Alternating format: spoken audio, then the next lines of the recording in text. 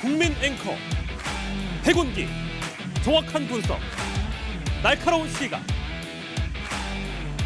백운기가 하면 다르다. 여러분 안녕하십니까, 백운기입니다. 민주당 이재명 대표의 단식이 13일째에 접어들었습니다.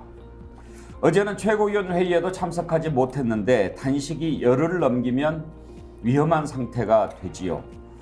야당 대표가 이렇게 목숨을 건 단식을 하는데 대통령실은 물론 여당에서도 빈말이라도 단식 중단을 권유하는 사람이 없습니다. 오히려 단식 장소 앞에서 행사를 하면서 낄낄대고 웃지요. 대통령이 야당 대표를 무시하니 대통령실이나 여당이나 검찰이나 모두 야당 대표를 무시합니다. 할 테면 해봐라. 죽어도 나는 모른다. 이런 식입니다. 증오를 넘어서 살기가 느껴집니다. 정치가 이래서는 안 됩니다. 아무리 이 땅에 정치가 사라졌어도 인륜상 이래서는 안 됩니다. 정치를 짓밟은 죄, 역사에 남을 죄입니다. 생방송 백운기의 정치본색 출발합니다. 호박 약과 딱 250세트 한정이라고 하는데요. 약과 제조 30년 장인의 겉바속촉의 호박 약과 세트 45,900원에 보신다고 합니다. 결국 알로이, 꿀보의 하루 30스틱 청정 제주에서 직접 채취하고 생산한 제주 야생화 꿀로 19,900원에 구매가 가능하다고 합니다. 약과는 진짜 맛있어요. 늘 약과가 유행이에요. 유행이야. 약과 진짜 많이 먹습니다. 꿀보의 하루? 진짜 꿀이네. 꿀보의 하루. 진짜 꿀맛. 추석에는 스픽스몰에서 많은 구매 부탁드립니다. 네, 오늘 함께 하실 네 분 패널 소개하겠습니다. 양문석 언론학 박사, 김유정 전 민주당 의원, 박진영 민주연구원 부원장, 서정옥 변호사 나오셨습니다. 어서 오십시오. 안녕하세요. 박진영 부원장 이름표 약간 좀 그 옷에 깃에 가렸는데 그렇습니다. 빼주십시오. 오늘 이재명 대표 단식 관련해서 먼저 좀 살펴보려고 하는데요. 박혜림 님이 슈퍼챗을 보내주셨는데 제가 방송 진행하기가 좀 쉽지 않습니다. 조개집 결국 폐업합니다. 버티지 못하고 결국 손들었습니다. 폐업 기념으로 정치본색에 조금이나마 힘을 보태봅니다. 정치본색 늘 응원합니다. 라고 하면서 5만 원 슈퍼챗 쏴주셨는데요. 아이고, 저희가 도와드려야 되는데 폐업하시면서 이렇게 보내주시면 어떻게 합니까? 예, 박혜리님 슈퍼챗 보내주신 그 마음 감사히 받겠습니다. 힘내시고요. 예, 또 조갯집이 벌써부터 이렇게 타격이 막 있고 그런 거예요. 어쨌든 뭐 수산물 전체가 이 경계의 대상이 돼버렸으니까요. 생산, 유통, 뭐 생산, 가공, 유통, 판매 전 영역에 있어서 상당 부분 타격이 가고 있죠. 예. 앞으로 또 어떤 일들이 있을지 모르겠습니다.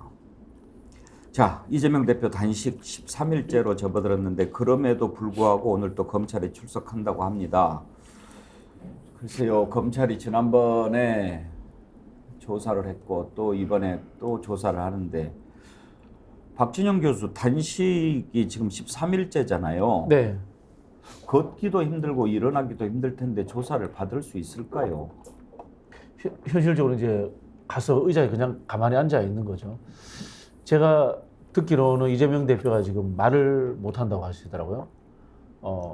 제가 2016년에 이재명 대표가 성남시장 시절에 단식할 때 그때 이제 담당 실무국장에서 자주 갔었습니다. 그때도 비슷한 증상이었는데 9일차 되니까 말을 못 하시더라고요. 그게 아마 이재명 대표의 이 체질상의 특징인 것 같아요. 그러면 이제 결국은 가서 검찰들이 신문하는 것에 대해서 예 아니요 정도 외에는 못 하는 거죠. 물론 제가 듣기로는 지난번 1차 소환 때 웬만한 조사는 다 이루어졌다라고 알고 있습니다. 그래서 지금 2차, 3차 소환은 결국은 구속영장을 치기 위한 검찰의 기획 프로그램이 아닌가 뭐 그렇게 짐작을 합니다. 이재명 대표가 단식이 길어지면서 민주당 내부에서 걱정하는 사람들이 많아지고 있습니다. 의원들도 옆에서 만류하고 있고 이낙연 전 대표, 박병석 전 국회의장, 한때는 이재명 대표와 각을 세웠던 박지현 전 민주당 공동 비대위원장도 찾아와서 단식 중단을 권유했는데요. 그 모습들을 한번 차례로 보시겠습니다. 국민들도 이 상황을 많이 착잡하게 보고 있으니까 단식 거두시고 건강 챙기셨으면 합니다. 의사들의 의견을 존중해 주셨으면 합니다. 다른 분들은 단식할 때도 많이 가봤는데 어떤 순간을 넘기면 건강이 급격히 나빠지고 회복하기는 더 힘들어집니다. 건강히 지나시기 바랍니다. 네. 건강도 챙겨야 되겠지만 어쨌든 폭수를 조금이라도 막아야 될 것 같아서 어쨌든 우리가 전혀 경험하지도 못했고 예상하지도 못했던 새로운 상황을 맞았습니다. 동지들도 많이 걱정을 하실 테니까 동지들 의견을 받아주시고 아직은 뭐 조금 괜찮습니다. 오늘 처음으로 복대를 했는데 훨씬 낫네요. 몸은 또 의지대로 만드는 건 아니니까 그런 것 같습니다. 몸의 요구도 존중을 하긴 해야 됩니다. 네. 생각대로 잘 안 움직이는 것 같긴 합니다. 동지들도 많이 걱정하니까 네. 걱정을 좀 덜어주십시오. 그러겠습니다. 이미 단식을 시작한 지 열흘이 넘었고 건강과 체력의 한계가 온 것으로 보입니다. 이제 단식을 좀 중단하시고 건강을 회복해야 여러 가지 산적한 문제를 해결할 수 있는 것이고 뭐 단기간에 끝날 문제들이 아니기 때문에 단식을 중단하고 건강을 회복하기를 중진들이 강하게 권유하고 있습니다. 정말 진심으로 그만해 주시고 건강 회복에 이제 힘써 주세요. 그래서 같이 좀 윤석열 정권에 맞서서 함께 긴 호흡으로. 예, 저렇게 이제 걱정하는 목소리가 많이 나오고 있습니다. 그만큼 단식이 길어지면서 이재명 대표 한눈에도 보기에 수척해졌고 지금 이제 기력이 많이 쇠해진 모습 보입니다. 오늘 과연 검찰 조사를 제대로 받을 수 있을지 걱정이 되는데요. 이렇게 야당 대표가 목숨을 건 단식 투쟁을 하고 있는데 비록 그 요구 조건이 마음에 들지 않는다고 하더라도 이렇게 단식을 하면, 야당 대표가 단식을 하면 그 상대 당에서는 지금까지 어찌됐든 대표나 원내대표나 찾아가서 그만하시라 권유하는 게 상식이었습니다. 그런데 지금 아무도 그렇게 하지 않습니다. 대통령실에 정무수석이 찾아왔다는 얘기를 들은 적도 없고 여당의 대표, 원내대표 어느 한 사람 찾아온 사람이 없습니다. 여권 인사 딱 한 사람 왔습니다. 태영호 국회의원. 태영호 의원은 와서 위로를 하려고 한 게 아니고 민주당에서 이렇게 나를 뭐라고 한다 따지러 왔지요. 태영호 의원 한 사람 왔다 간 것 외에는 아무도 들여다보지도 않습니다. 어떻게 정치가 이렇게 됐는지 모르겠습니다. 심지어 그 앞에서 수산물 무슨 행사를 하는데 시식회까지 하려고 했다고 합니다. 그건 너무 지나치다고 생각했을까요? 시식회는 취소했지만 그 앞에서 행사를 하고 또 이재명 대표의 단식을 폄훼하고 비난하는 말들만 계속 이어집니다. 이번에는 국민의힘 김기현 대표, 윤재욱 원내대표, 김병민 최고위원의 발언을 차례로 들어보겠습니다. 단식한다고 하는데 실제 단식인지 단식 쇼인지도 의문이지만 밤낮으로 유튜브 라이브 방송을 즐기는 이재명 대표의 모습에서 야당의 수장의 모습을 보기보다는 관심 받고 싶어하는 관종의 DNA만 엿보일 뿐입니다. 3살 아이 투정 부리듯 하는 땡깡 단식을 아무리 하더라도 이런 괴담에 국민들께서 더 이상 속지 않고 사법 리스크도 없어지지 않습니다. 공연히 헛심쓰지 마시고 정기 국회가 시작된 만큼 민생 현안 챙기기에 협조해 줄 것을 정중히 요청합니다. 검찰 수사에 앞서 단식으로 유리한 고지를 선점하고 민주투사 코스프레로 자신의 부끄러운 혐의를 포장하며 당 소속 의원들로 하여금 사법 시스템을 모욕 주는 것이 이재명 대표가 약속한 당당한 태도라면 국민들의 이해와는 그 의미와 한참 다른 것 같습니다. 기상천외한 사법 방탄 기법들이 난무하는 모습에 웬만한 범죄 피의자들도 혀를 내두를 지경일 겁니다. 국민을 위해 자신의 건강마저도 내려놓는 마지막 정치적 수단으로 여겨져 왔던 단식마저도 본인 사법 리스크를 회피하기 위한 방탄으로 이용할 거라 대체 누가 상상이나 할 수 있었겠습니까? 그런데 단식으로 인한 건강 악화를 핑계 삼아 검찰 수사를 끝끝내 회피하는 이 대표의 모습을 보니 여의도 반치광이라는 수식어를 붙여도 손색이 없어 보입니다. 양문석 박사님, 예. 우리 정치가 어쩌다 여기까지 왔습니까? 앵커께서 서두에 정오를 넘어서 살기를 느낀다라고 이야기했던 표현이 그 표현을 넘어서 제가 이야기하기는 어려운 것 같고요. 저분들이 이야기했던 방탄 단식, 땡깡 단식, 그다음에 여의도 반치광 사법 방탄 기법이라고 이야기하는데, 자, 단식을 자꾸 방탄 단식이라고 이야기하고 그다음에 수사 지연이라고 이야기하는데, 수사 지연을 해서 이재명 대표가 볼 수 있는 정치적 이득이나 사법적 이득이 뭔지를 설명을 해야 되는 거 아니에요? 수사 지연을 해서 뭘 얻을 수 있죠? 저는 그 부분이 너무너무 궁금합니다.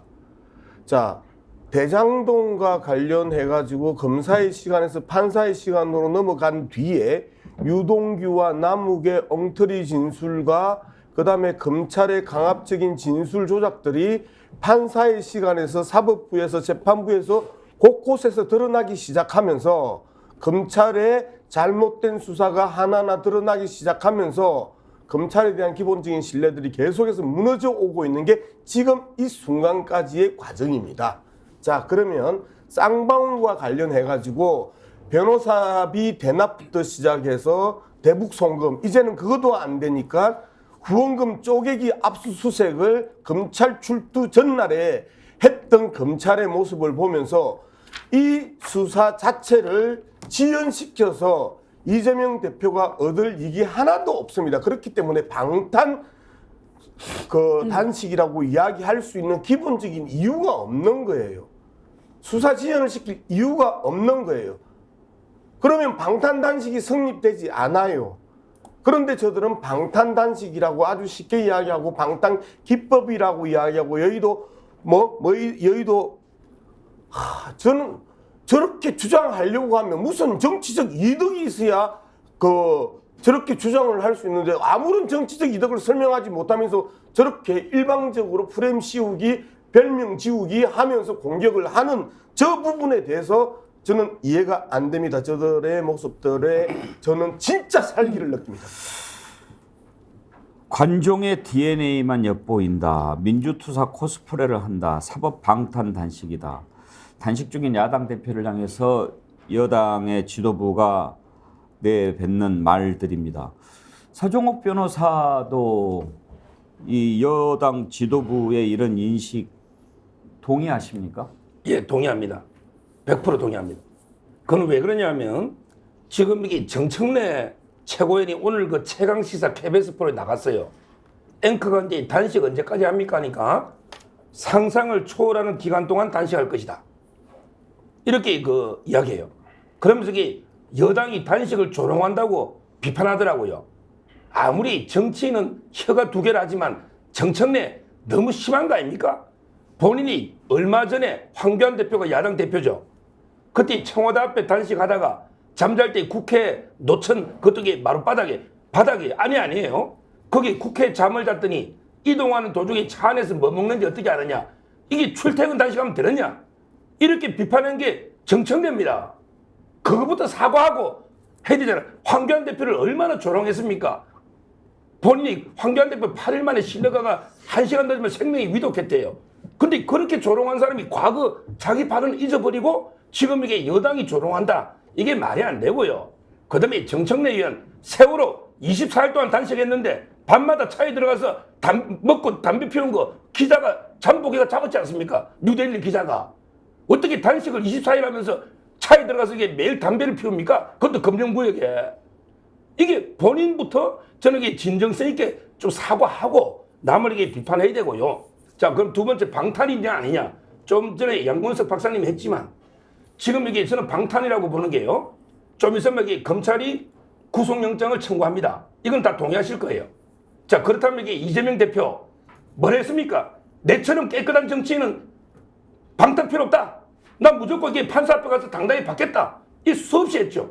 6월달에 대표 연설할 때도 했죠. 했잖아요. 근데 이번에 단식하면서 의원들 사이에 아니 대표가 목숨 걸고 단식하는데 저 검찰이 무도한 수사하는데 이게 정당한 영장이냐. 우리 부결시키자. 이런 여론이 논다는 거예요. 이게 방탄 아닙니까? 결국에 단식을 통해서 의원들을 결집시켜서 그냥 이게 의회에서 아예 구속영장을 동의안을 부결시켜버리자. 이게 방탄 아닙니까? 저는 표결은 지켜봐야 되지만 만에 하나 부결되면 민주당은 그 자리에서 공중분해됩니다. 이게 당이 아니에요. 국민 앞에 방탄 포기한다고 수없이 했잖아요. 근데 이번에 한 번 더 표결해서 부결하면 저는 이게 민주당 당을 안 봅니다. 자, 그럼 반박을 예, 말씀하십시오. 해야 되겠습니다.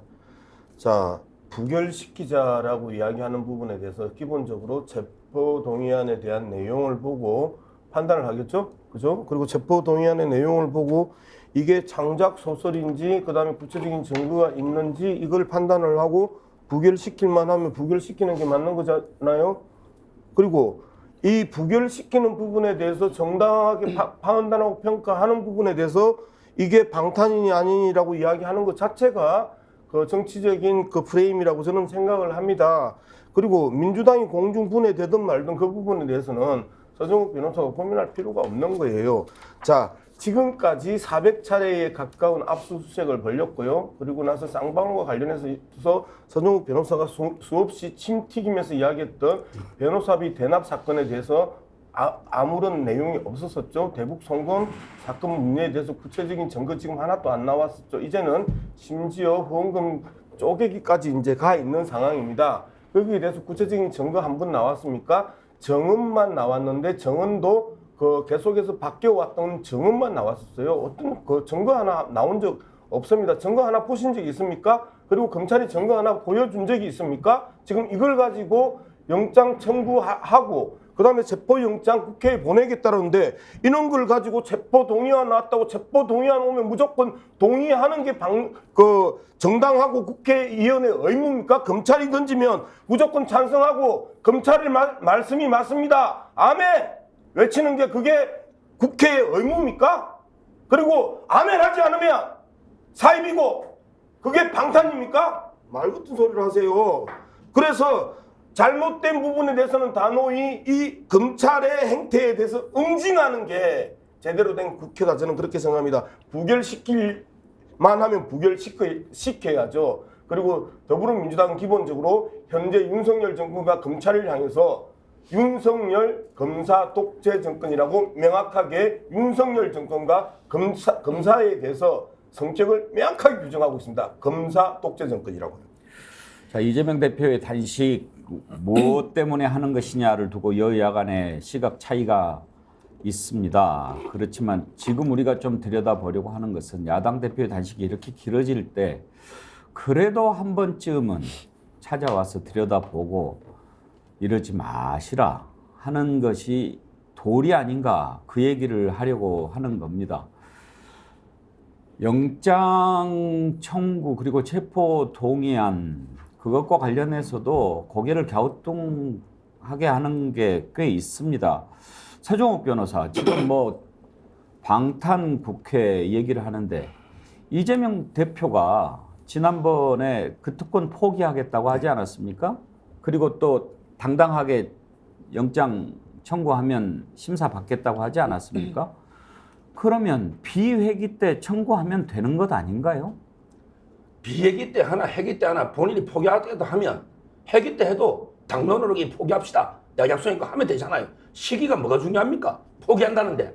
그건 좀 다른 것 같아요. 왜냐하면 비회기 때는 국회에서 표결 절차 필요 없이 그냥 영장 실질 심사 받으면 되는 거잖아요. 예.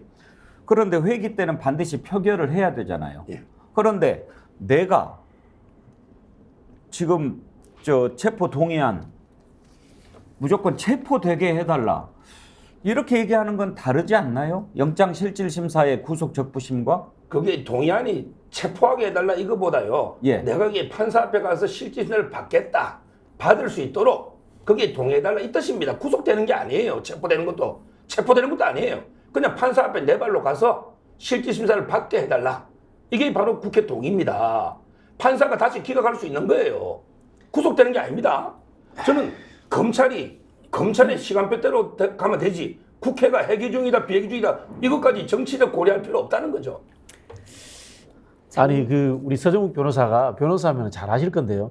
요즘 일반인들도 수사받는 거 그다음에 이 시간 조정 다 합니다. 언제 출석하겠다라고 협의 다 합니다. 경찰하고도 협의하고 검찰하고도 협의하는데 국회의원이고 야당 대표인데 그걸 조정을 안 한다는 것은 제가 봤을 때 우리 서변이 유능한 변호사가 아니다라고 이야기하시는 것 같아서 제가 좀 섭섭하고요.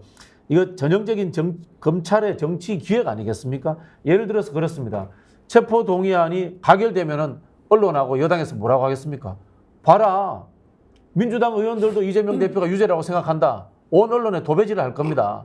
그렇게 했죠. 그죠? 그리고 또 그 과정에서 민주당의 모 의원들은 찬성하고 모 의원들은 반대해서 민주당의 분열이 일어났다. 이렇게 또 도배를 할 겁니다. 전형적인 야권 분열 책동이고 한편으로는 야당 대표를 향해서 죄가 있는 사람이라는 하나의 이미지를 더 씌우려는 정치 기획인 거예요. 말씀하신 거 이런 거 아닙니까? 자, 국회에서 체포 동의안 가결됐으니까 사법부에서도 아유 부담 없이 우리도 영장 실질 심사 대충 해서 통과시켜 버리지. 이런 식으로 해서 야당 대표 하나 그냥 죽여 버리는 겁니다. 제가 말씀드리고 싶은 건 이겁니다. 정치적으로 판단하지 말라고 했잖아요. 이재명 대표에 대한 체포 동의안이 오면은 국회에서 민주당 의원들하고 다른 의원들이 한번 죄를 한번 낱낱이 따져봅시다. 공소장 한번 제대로 보는 국회는 없어요. 그냥 이재명이 싫으면은 이거 체포 동의안 가결, 좋으면 부결 이런 식으로 지금 판단하고 있는 겁니다. 그 죄가 정확하게 있는지 증거가 있는지 판단해가지고 그 정도 판단 능력이 없으면 국회의원 때려쳐야죠. 지금 그런 상황 아닙니까? 죄가 없으면 당연히 부결시키는 거고 죄가 있으면 가결시키는 겁니다. 정치적으로 판단하는 게 문제라는 겁니다. 그러니까 저희가 기억에 작년 이맘때도 도대체 이재명 대표를 추석 밥상에 올리려고 하는 거냐, 검찰 이렇게 피의 사실 흘리면서 이거 좀 해도 너무한 거 아니냐 이런 얘기를 방송에서 제가 했던 기억이 납니다. 그런데 지금 2년째인데 또 같은 상황이 반복되고 있어요. 그래서 윤석열 정권이 국정 아젠다도 없는 정권이 지금 2년 차로 가고 있는데 국정 아젠다가 이재명 대표에 대한 수사와 구속이 목적이냐 이런 얘기 하고 싶고요. 수해 골프로 비판받았던 홍준표 시장이 어쩌다 한 번씩 바른 얘기도 하시는데 최근에 한 얘기가 저는 정말 100% 맞다고 생각합니다.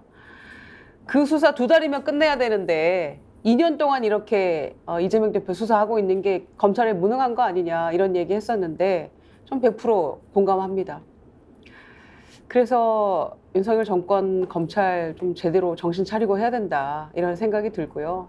5년 동안 수사할 겁니까? 그리고 5년 임기가 끝난 다음에는 전 정권과 이재명 대표 때문에 우리는 아무것도 할 수 없었다라고 실토하고 마무리할 겁니까? 얼마나 국민이 불행해집니까?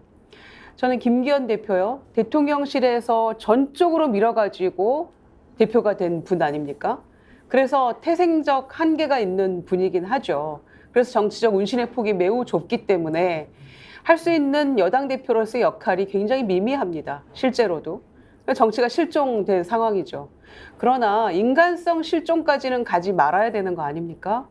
그러니까 적어도 가서 위로하고 이제 좀 단식 끝내고 우리가 좀 잘 해봅시다. 이런 얘기는 못할 망정 온갖 조롱과 입에 담을 수 없는 그런 얘기들을 대표부터 대변인 최고위원 할 것 없이 이렇게 돌아가면서 모욕 주고 하는 것은 우리 정치사에서 찾아볼 수 없는 사례가 될 거라고 생각합니다. 지금 벌써 13일째인데요.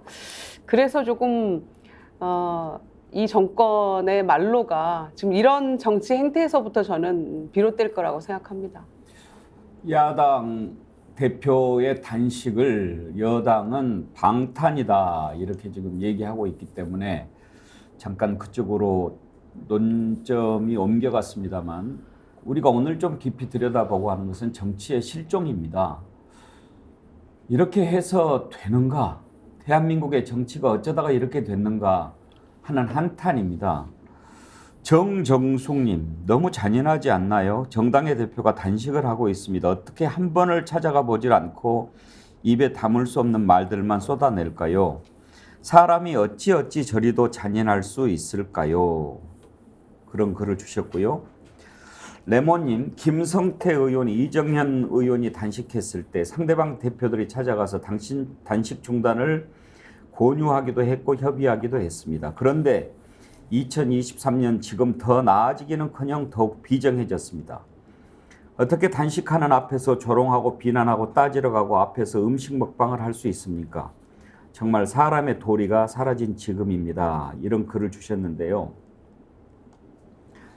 지금까지 정치적인 이유로 단식을 했을 때 군사독재 시절에는 잘 모르겠습니다. 그때 김영삼, 김대중 전 총재들이 단식했을 때 전두환이 어떻게 했는지는 잘 모르겠습니다만 그 뒤로 우리가 지금 기억하는 사례들이 몇 가지 있습니다. 황교안 대표, 이정현 대표, 김성태 원내대표 다 그렇게 단식이 길어지면 그래도 마음은 어떨망정 찾아가서 빈말이라도 위로하고 단식 중단 권유했습니다. 왜? 단식은 목숨을 거는 일 아닙니까? 그렇게 해서 탈라면 어떻게 합니까? 그것도 인도적으로 인륜상 그렇게 하는 것 아니겠습니까? 새누리당의 이정현 대표가 단식했을 때 단식을 한 조건이 몇 가지가 있었는데 그 중에 하나가 정세균 의장 퇴진이었습니다. 그때 당시 정세균 국회의장은 본인 물러나라고 하는 단식이었음에도 불구하고 이정현 대표가 단식 7일인가 8일 만에 병원에 갔을 때 병원을 찾아가서 위로를 했습니다. 손을 잡았습니다. 쾌유하시라 그렇게 얘기를 했습니다. 물러나라고 했는데 그 당사자가 가서 이렇게 하고 그랬던 것이 우리 정치입니다. 그런데 지금은 들리는 게 관종짓이다 이런 얘기만 합니다. 이정현 전 대표가 본인이 단식을 했는데 일주일 만에 장기가 괴사했다라고 하면서 이제는 이렇게 하면 안 된다. 누군가 찾아가서 말해야 된다. 이렇게 얘기를 하더군요. 단식을 해본 경험이 있는 사람 얘기라서 들어볼 만한 것 같은데 한번 들어보시죠. 당대표 시절에 단식을 해봤습니다. 근데 예. 진짜 위험합니다. 7일째 되는 날 이제 실려 갔는데 예. 가서 보니까 장기에 괴사가 시작됐어요. 제가 해보니까요. 6일 지나고 나면 몸에 굉장히 안 좋은 그런 괴사 현상이 일어나요. 결국 경쟁자고 파트너지 그냥 상대방이 어떻게 완전히 없어져 버리거나 망가져 버리거나 뭐 이렇게 부러져 버리기를 바라는 여당도 없을 것이고 그런 정당도 없을 겁니다. 그런데 어쨌든 이유야를 막론하고 지금 상대당 대표가 저렇게 하고 있을 때에는 일단은 그 건강도 걱정을 실제로 건강도 걱정을 해야 됩니다. 예. 걱정도 같이 해줘야 되고. 아니 정말 그렇지 않나요, 김유정 의원? 네. 만약에 어떻게 되면 어떻게 하려고 그래요? 그러니까 최소한의 인간성마저도 보여주지 않는 이 국회가 지금 여당의 모습이 뭐 국민을 위해서 민생을 위해서 뭘 하겠다고 큰 소리를 칠 수 있는지 저는 진짜 의구심이 들 수밖에 없고요. 정세균 당대표가 단식하던 시절에 이제 제가 대변인 했었는데 그때는 이제 MB학법 저지를 위한 투쟁이었어요. 근데 이제 정세균 대표가 그때 단식에 대해서 시작할 때 굉장히 고민을 많이 했습니다. 그때 뭐라고 얘기를 하셨냐면 난 어렸을 때 너무 가난하게 자라서 이 배 고른 거를 진짜 밥 먹듯 해와서 다 해도 밥 굶는 것만은 내가 못하겠다 이런 생각이었다는 거예요. 그런데도 이 투쟁을 위해서는 내가 이걸 할 수밖에 없다. 그리고 우리 80명밖에 안 되는 의원이기 때문에 여러분들은 이제 의정활동에 전념하고 내가 대표로 하겠다 이런 얘기를 했었는데 이틀째 되는 날 박기태 대표가 왔었고요. 그리고 최고위원들이 또 그때 한나라당이었거든요. 번갈아 가면서 왔었어요. 그랬는데도 결국은 이제 뭐 그 원하던 바는 이루지 못했고 뭐 미디어학법 이런 거 다 저지는 못했습니다만 그래도 최소한의 인간적인 이런 부분들은 보여줬던 것이 한나라당이었는데 그 후신인 국민의힘이 어떻게 이렇게까지 됐는가에 대해서 정말 이 비애감을 느낄 수밖에 없고요. 이재명 대표 같은 경우에도 아까 박진영 부원장님 말씀하신 대로 성남시장 시절에 단식을 해봤기 때문에 그 고통을 굉장히 알 거 아닙니까? 그런데 다시 이거를 해야 되겠다라고 이 단식 카드를 꺼내 들었을 때는 그만큼 절박함이 있었던 것인데 이의화를 막론하고 정당 대표도 그렇고 대통령실도 그렇고요. 정무수석은 전당대회나 정치적인 일에는 굉장히 개입을 자주 하면서 어떻게 이런 일에 이렇게 침묵할 수 있는가. 그래서 저는 제가 정치적 낭만주의에 여전히 빠져있고 환상을 가지고 있는지 모르겠습니다만은 대통령이 이번 해외 순방길 귀국하면서 곧바로 이재명 대표를 찾았다면 우리 정치가 이렇게까지 각박하지는 않고 정말 뭔가 그 협치로 향한 그런 물꼬를 틀 수 있었을 텐데 그런 생각까지 했거든요. 그건 정말 제가 너무나 여전히 초현실주의적인 그런 그 환상에 사로잡혀 있나 이런 생각을 해봤어요. 그래서 적어도 김기현 대표가 뭐 밥 먹자, 뭐 조건 없이 만나자, 토론하자 이런 얘기를 했던 게 바로 엊그제인데 어떻게 이렇게까지 입에 담을 수 없는 막말들로 조롱을 할 수 있는지 이렇게 하면서 어떻게 정치 회복과 협치를 나중에 얘기할 수 있는지 대통령실에서 얼마 전에 그렇게 얘기했잖아요. 누구보다 협치를 바라는 사람이 대통령이다. 이런 그 황당한 얘기까지 늘어났는데 이게 과연 협치를 바라는 윤석열 정권의 모습이라고 할 수 있는지.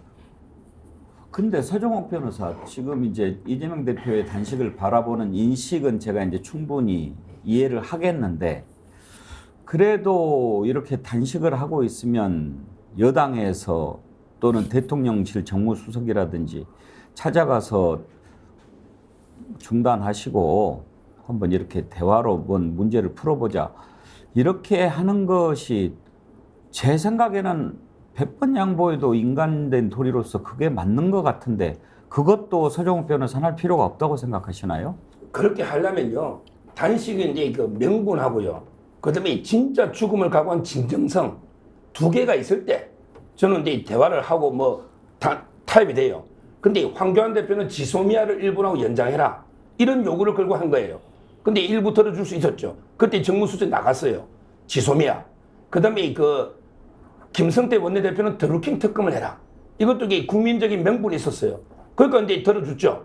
이런 식으로 그러면 저는 이재명 대표가 단식을 하면서 나에 대한 수사를 하지 말고 나를 구속시키지 마라. 이렇게 조건을 걸고 했으면 쟤부터 찾아가서 타협했을 겁니다. 그게 본 마음대로 단식을 해야 되잖아요.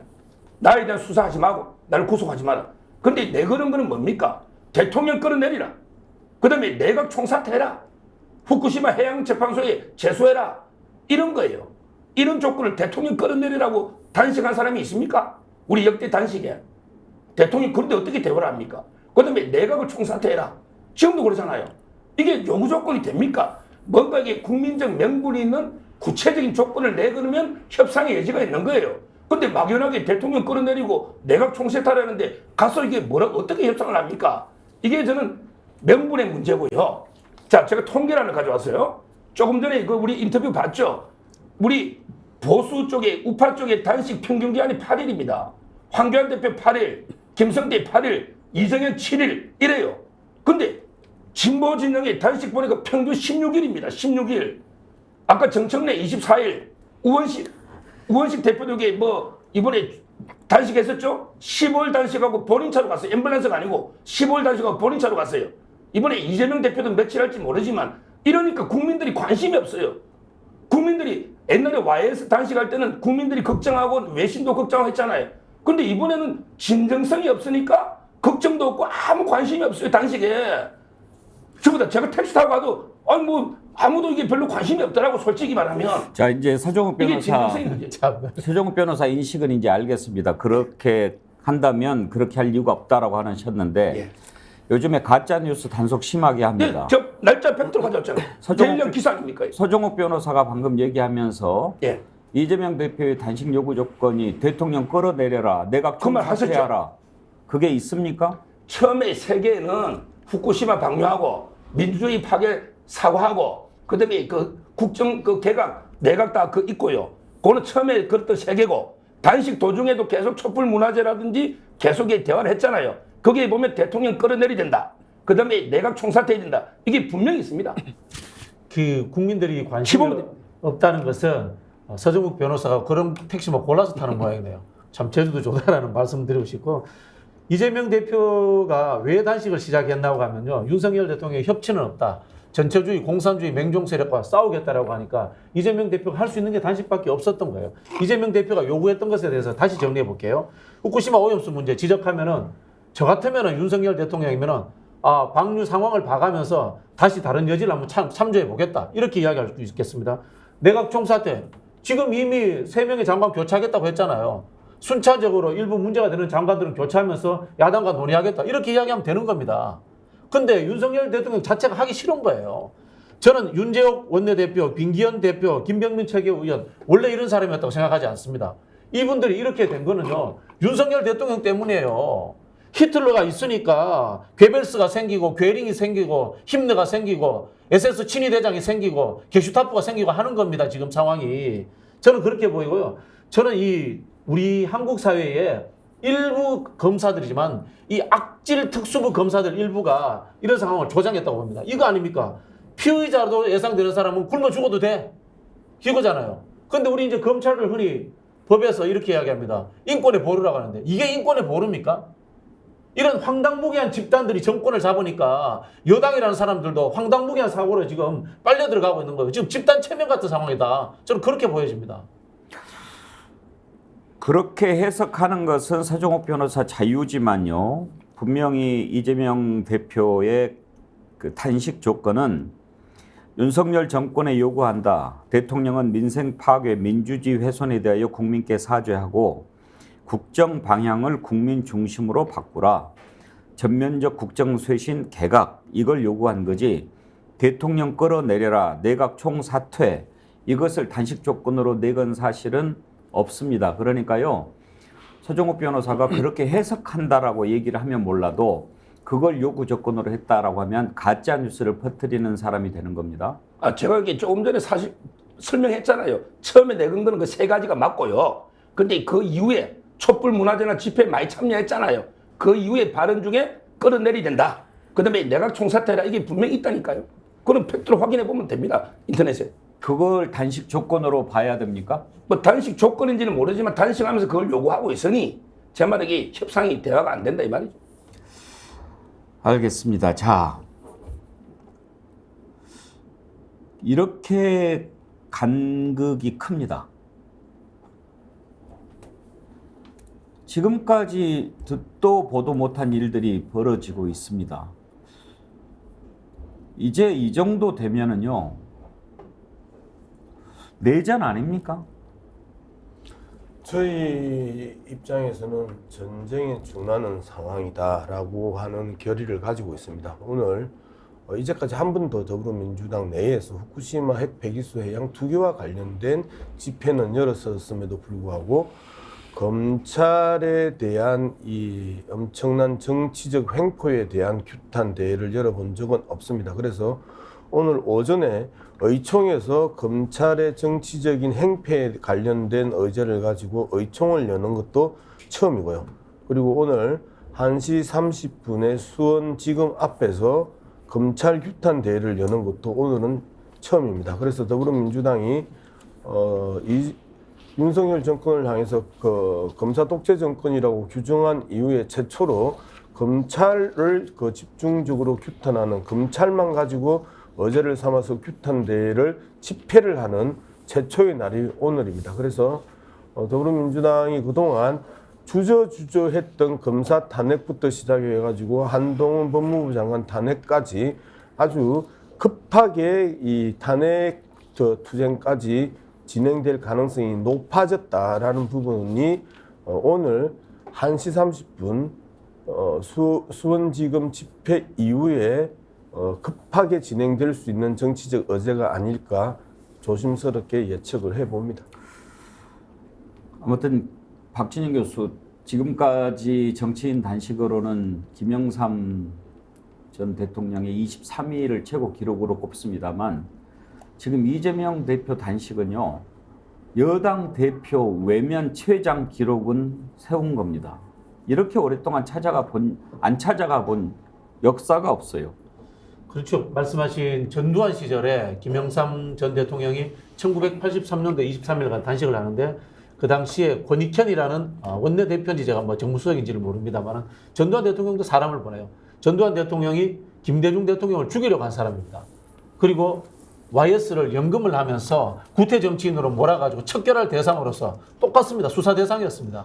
그런 사람이 단식을 할 때도 이 5.18을 이 군합발로 짓밟은 전두환조차도 거기에 대해서 단식 중단을 시키기 위해서 굉장히 노력을 합니다. 그런데 지금 이 정권은 그런 노력을 전혀 하지 않고 있습니다. 저는 이 모든 이유가 그냥 윤석열 대통령 탓이라고 생각합니다. 그냥 야만적인 정권인 거고 폐륜적인 정권인 겁니다.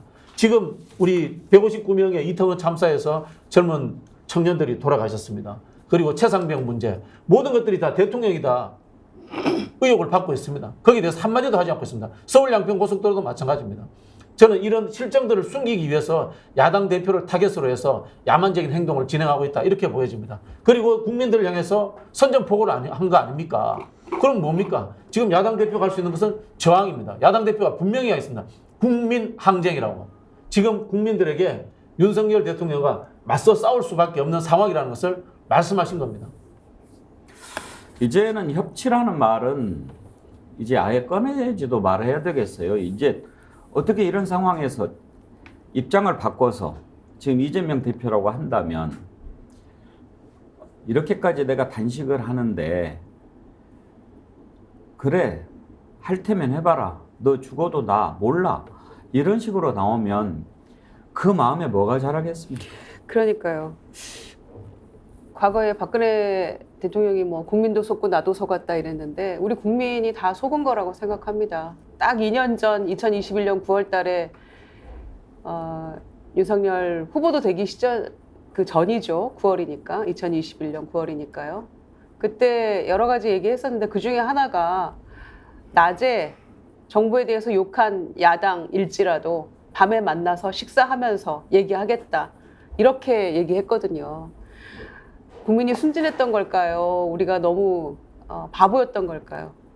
그런 모습과 지금의 이 윤석열 정권의 모습을 대비해 보면은 이거는 정치고 뭐고 다 떠나서 기본적으로 인간성조차도 없는 정권이다.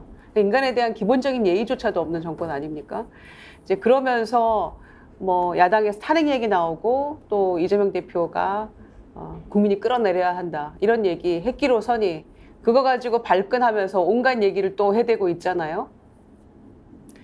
그런 모습 보면은 그 탄핵이나 국민에 반하는 정권 끌어내려야 된다, 이런 얘기로 발끈할 것이 아니라 최근에 나온 강승규 수석의 그 대화 녹취록이랄지 대통령의 어느 이번에 밝혀진 녹취록이랄지 이런 거 보면서 이미 정권 말기적 현상을 보이고 있는 내부 균열에 대해서 오히려 더 걱정을 해야 되는 게 아닌가, 이런 생각이 드는데, 김기현 대표나 지도부에서 이렇게 지금 하고 있는 거는 일단 총선 때까지는 참고 보자, 그런 생각이 아닌가 싶어요. 총선 이후에는 본물 터지듯 이런 녹취록들이 수없이 나올 수도 있는 거고요.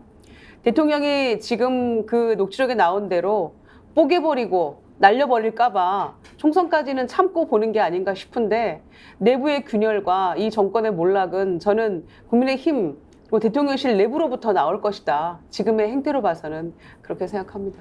이런 극한 대립이 가져올 결과 생각하면 정말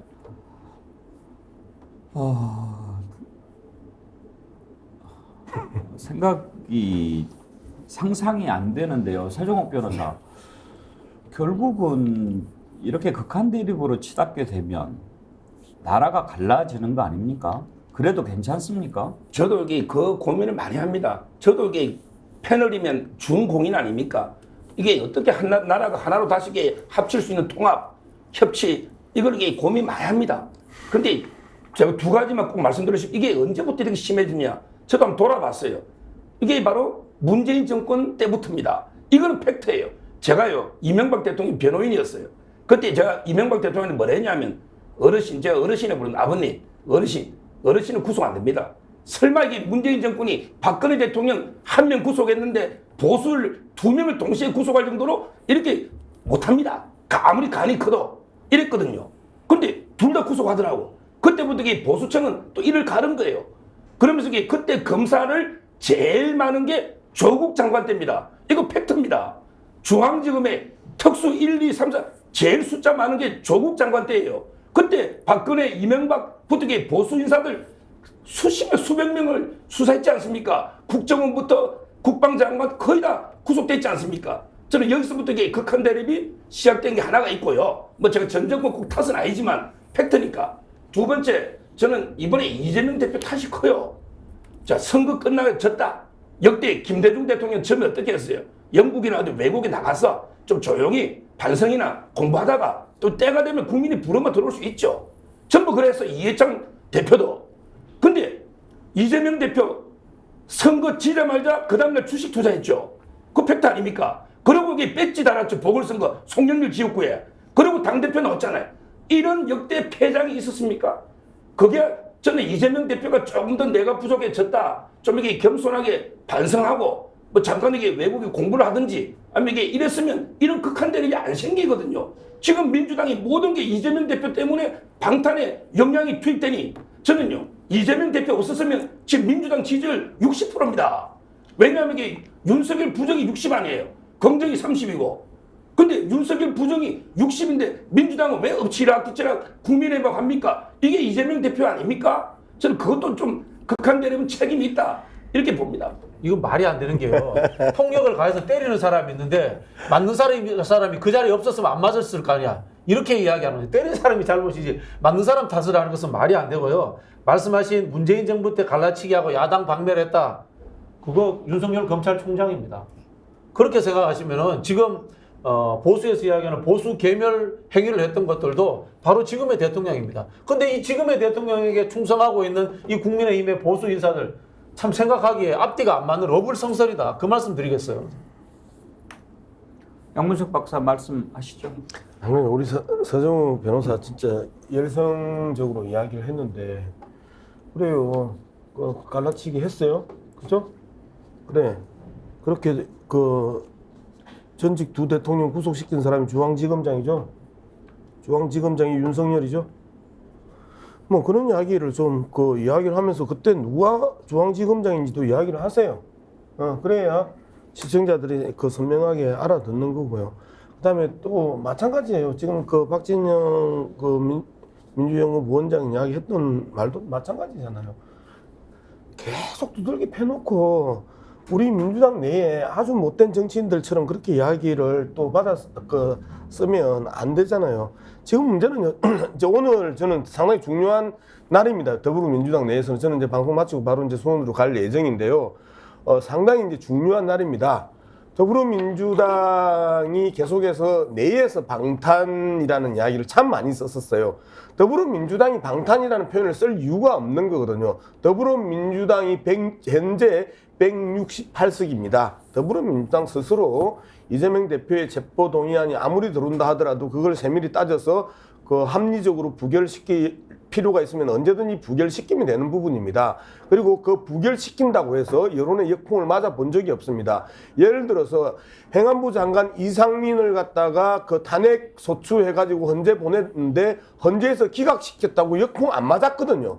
마찬가지로 조홍천이나 더불어민주당 내 일부 국회의원들이 뻑하면 중도청 역풍 이야기했음에도 불구하고 우리나라 중도청은 오히려 더불어민주당의 의석수만큼의 제대로 역할을 못한다고 비판하고 있지 역풍 맞아본 적이 없습니다. 지금 상황에 있어서 검찰 독재 정권의 그 지나친 검찰권 남용과 압수수색 이 문제에 대한 분노들을 하고 있기 때문에 더불어민주당이 제대로 이제 검찰 독재 정권에 대한 검찰 타격을 얼마만큼 제대로 해내느냐가 관건이다라고 국민들은 바라보고 있다고 더불어민주당의 많은 이 지지자들은 생각하고 있습니다. 그래서 제대로 타격하느냐 못하느냐가 오늘부터 시작이고 여기에서 오늘 집회로부터 시작해가지고 검사 탄핵 문제와 한동훈 법무부 장관 탄핵 문제 말 그대로 정책적으로 이게 이어지고 그리고 국회에 있어서 국회의 권한을 통해서 이 타격들이 진행되느냐 안 되느냐 이 문제가 또 하나의 중요한 관건이다. 그러면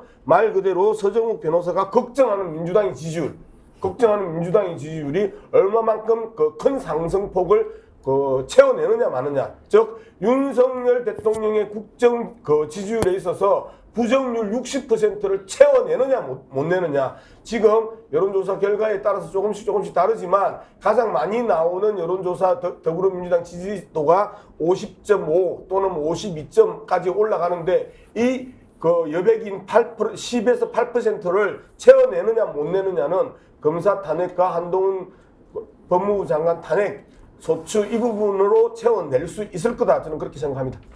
예, 오늘 서정욱 변호사가 아주 강하게 얘기를 하셨는데 여러 가지 의견이 많이 올라옵니다. 우리 서정욱 변호사는 단련이 되셨겠지만 홍기영님 앵커님께 간곡히 요청합니다. 패널들 이름 옆에 핸드폰 번호도 넣어주세요. 서정욱 변호사한테 전화하고 싶은 모양입니다. DL정 두피문신님 슈퍼챗 보내주시면서요. 눈팅 귀팅만 하는 열혈 구독자입니다. 여야 좌우를 떠나서 옳고 그름은 알고 판단하고 말씀하시는 그런 분들로 구성되어야 중도들까지 편하게 구독 시청할 수 있을 거라고 생각합니다. 명치 끝이 아프네요. 예, 민주주의는 다름을 인정하는 겁니다. 우리와 그 다른 사람의 의견을 듣고 그래 너는 그렇게 생각하지만 나는 이렇게 생각한다. 이렇게 서로 다른 것을 인정하는 것이 민주주의의 출발입니다. 여러분들께 부탁드립니다. 나하고 다른 생각 가지고 있는 분들 그래도 듣고 그래야 우리가 그 민주주의를 기본적으로 이해를 하고 있어야 지금 이렇게 다른 것을 인정하지 못하는 그런 세력들에 대해서 비난할 수 있습니다. 아무리 생각해도 이건 아닙니다. 정치 도의상으로도 말이 안 되고 인륜으로도 이해할 수 없는 일입니다. 야당 대표 단식이 13일째 이제 그야말로 생명을 위협하는 단계까지 왔는데 찾아가서 위로하고 중단을 권유하지는 못할지라도 이렇게 놀리고 비아냥거리고 이렇게 하는 정치 일찍이 본 적이 없습니다. 정치를 죽인 겁니다. 정치를 짓밟은 겁니다. 다른 건 몰라도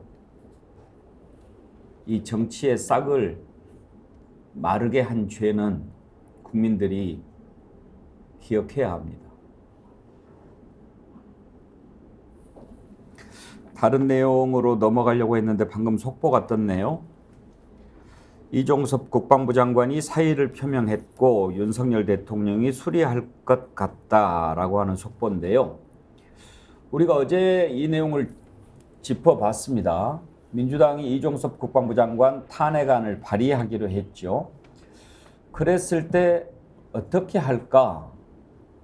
그만둔다고 물러나 버리면 어떻게 될까? 그러면 윤석열 대통령이 수리할까? 그러면 지금 뭐 후임으로 신원식 국민의힘 의원 얘기가 나오지만 바로 임명할 수 없죠. 내정하고 절차를 거치고 청문회도 하고 최소한도 한 달 이상 설사 지금 이종섭 국방부 장관을 사표 수리한다고 하더라도 국방장관이 공석이 되는 건데요.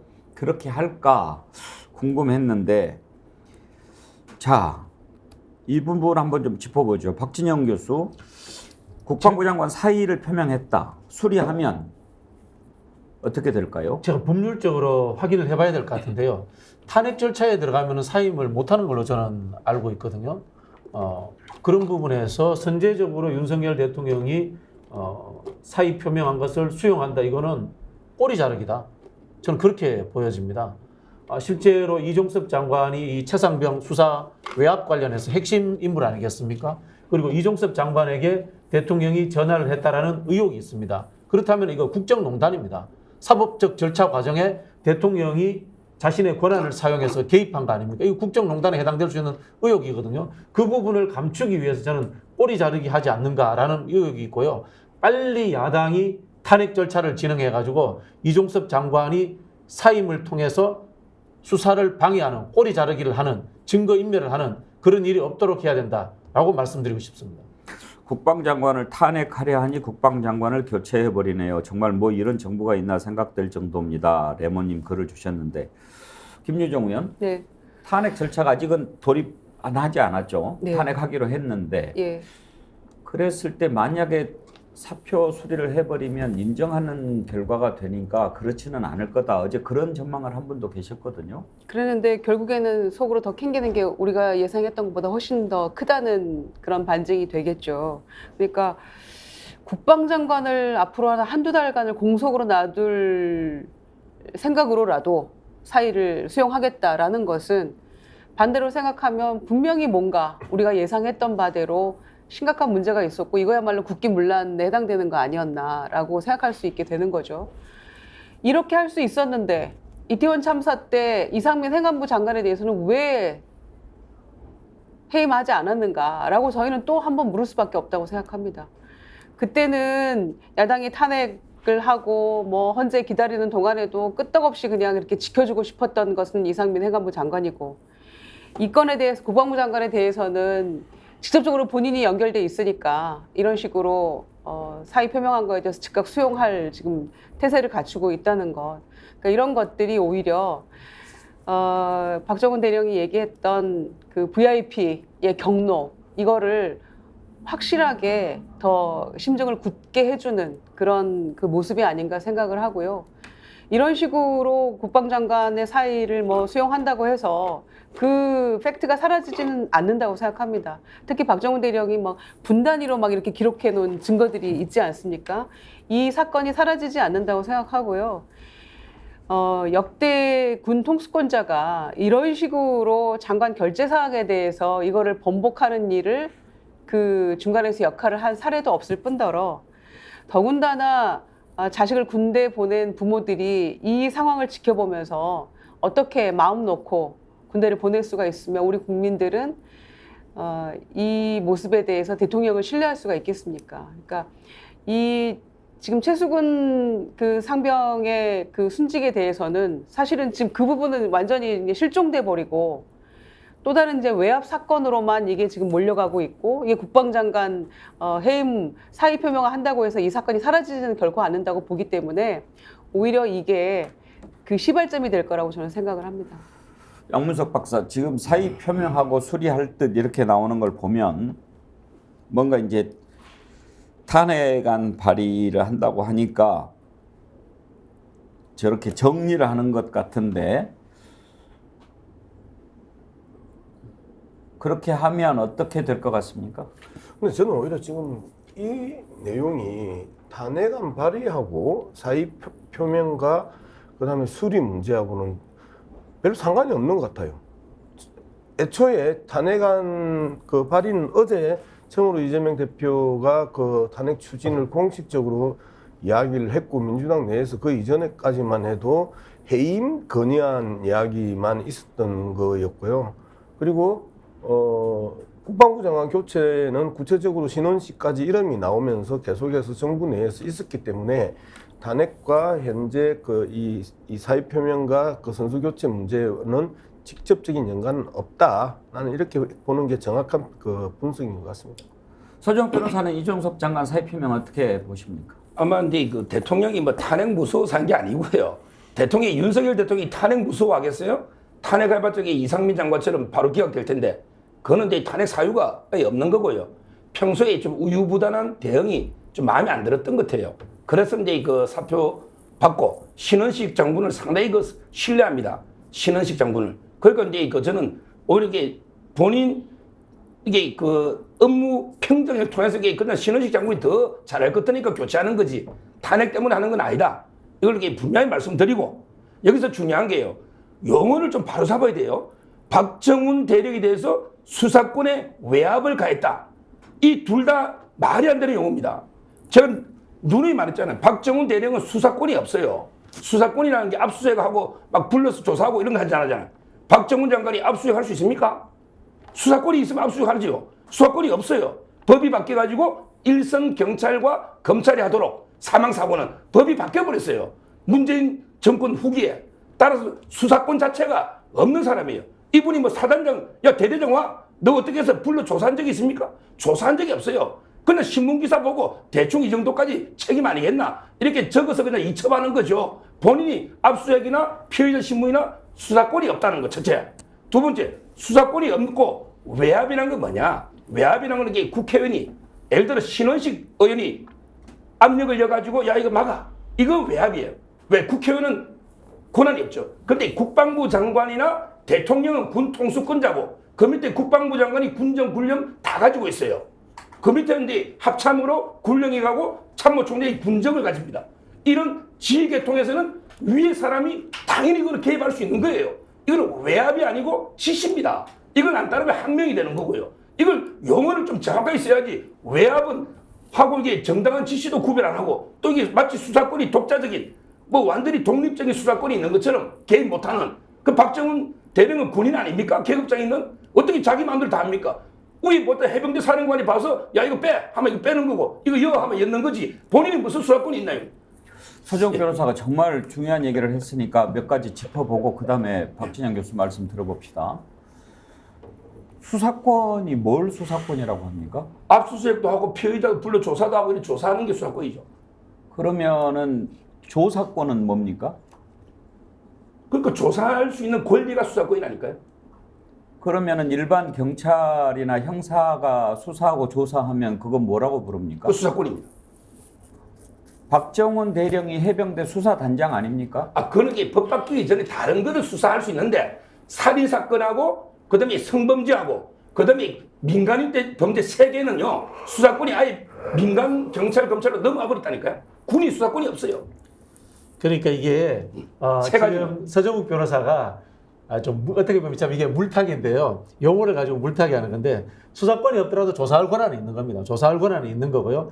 그 다음에 이게 법률이 바뀌어가지고 검경에 이첩하도록 되어 있단 말입니다. 그럼 뭐냐? 그 과정 전체가 하나의 수사의 진행 상황인 겁니다. 이첩할 때 항목을 정하는 것을 이 단장이 할 수 있는 거지 않습니까? 그죠? 이건 역시 법률에 의해서 근거하고 있는 겁니다. 그러면은 여기에 대해서 장관이 개입을 했다. 대통령이 개입을 했다. 특히 대통령의 개통상이 존재하지 않습니다. 그렇다면 분명히 이거는 국기문란에 해당될 수 있는 겁니다. 왜냐하면은 조사를 하든 수사를 하든 간에 법률에 의해서 진행되고 그것이 검경에 전달되는 이 전체적인 과정 자체가 법률에 의해서 근거되어 있기 때문에 거기에 개입했기 때문에 이것은 분명히 대통령이 만약에 그런 말을 했다면 국기문란이 될 수 있다라고 제가 결론을 내립니다. 그리고 한 가지 더 물어볼게요. 자, 해병대 수사단장으로서 어떤 혐의가 적용이 될 수 있는가, 어디까지가 범위가 될 수 있는가 이런 것을 들여다보고 조사하고 그럴 권한은 있는 게 맞죠? 그럴 권한이 없고요. 제가 그랬잖아요.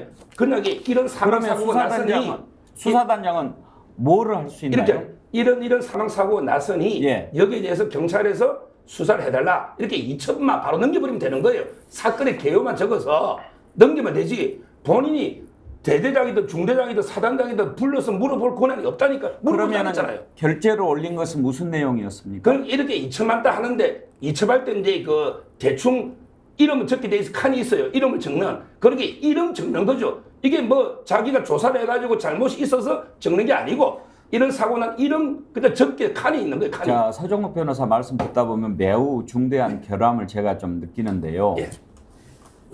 자, 이제 수사권이 있다 없다 이걸 법률적으로 얘기하시니까 그 부분은 별도로 두고 일단 해병대 수사단장이 할 수 있는 일을 했다라고 보면 그걸 결재를 했을 때 지금 말씀하신 대로 그런 권한이 없는 사람이 그런 조사를 해서 결재를 올리면 결재권자가 이건 너는 권한이 없는데 이 일을 했으니 이건 옳지 않아라고 반려를 해야지 거기에 사인을 하지 않았습니까?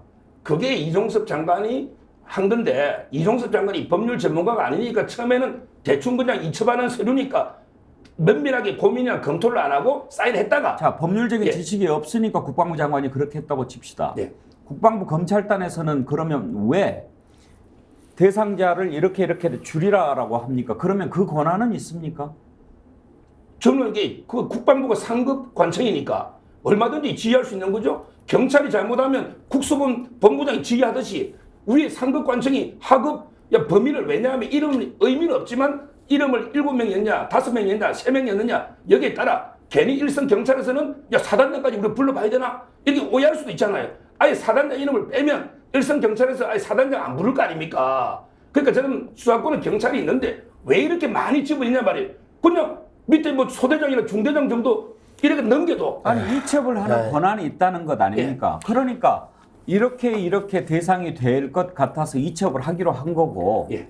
그렇게 해서 국방부 장관도 결재를 했는데 그게 바뀐 거 아닙니까? 그런데 지금 서종욱 변호사는 마치 논리를 애당초 그렇게 할 권리도 없는 사람이 권한도 없는 수사단장이 이런 일을 했다 이렇게 얘기를 하신 것이 저는 첫째로 이해가 안 되고 두 번째로 이해가 안 되는 것은 군대에서 군정과 군령이 매우 엄하고 상명하복이 군인의 생명이라고 하지만 그것은 전쟁이 벌어졌을 때 또는 어떤 명령체계가 무너졌을 때 군에서 일어나서는 안 될 일이 일어났을 때는 그렇게 하는 것이지 잘잘못을 가리고 유무죄를 가리는 일에서 그 지시가 무조건 있고 따라야 한다라고 하는 것은 매우 위험한 인식이라고 저는 여겨집니다. 근데 보십시오. 제가 한 말씀 할게요. 그럼 이게 그 경찰에 넘기면 경찰이나 검사가 수사해가지고 사단장이 책임이 있다 없다 또는 이게 대대장이 있다 없다 이게 경찰이나 검찰이 판단할 거 아닙니까?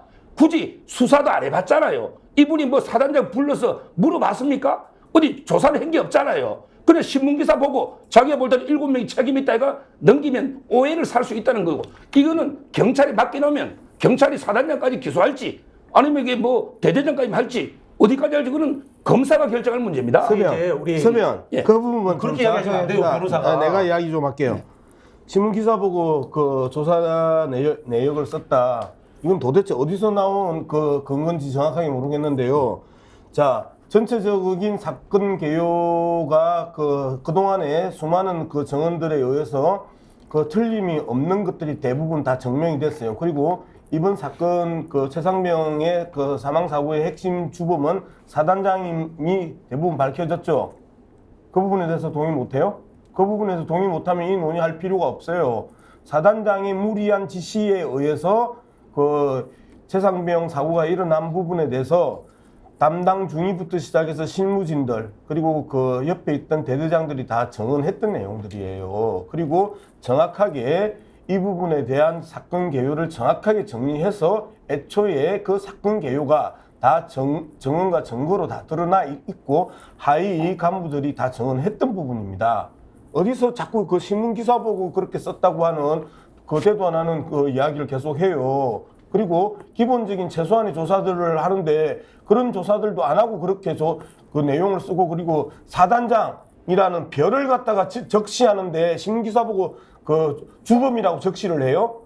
그 말이 안 되는 소리를 자꾸 하면서 그 논쟁을 끌고 가요. 그리고 그 정도의 그 단순한 사건이었으면 이 사건이 한 달 내내 대한민국을 떠들썩하게 만들고 야당에서 특검의 대상으로 지목하고 그다음에 대통령이 주범이라고 이야기하겠습니까? 좀 상식적으로 이야기를 합시다. 지금 서변이 이제 제가 봤을 때는 변호사는 이러시면 안 돼요. 변호사는 이러시면 안 되는 게 이게 공무원법에 의해서 지휘명령이라는 것과 형법에 의해서 살인사건이라는 것이 있을 때 어떻게 이 공무원법에 의해서 지휘명령 같은 게 우선시 됩니까? 이거야말로 권력에 의해 가지고 법을 자의적으로 해석하고 법을 자기 마음대로 남용하는 권력 남용이고 국기문란 사건인 거예요. 자, 제가 정확하게 말씀드릴게요.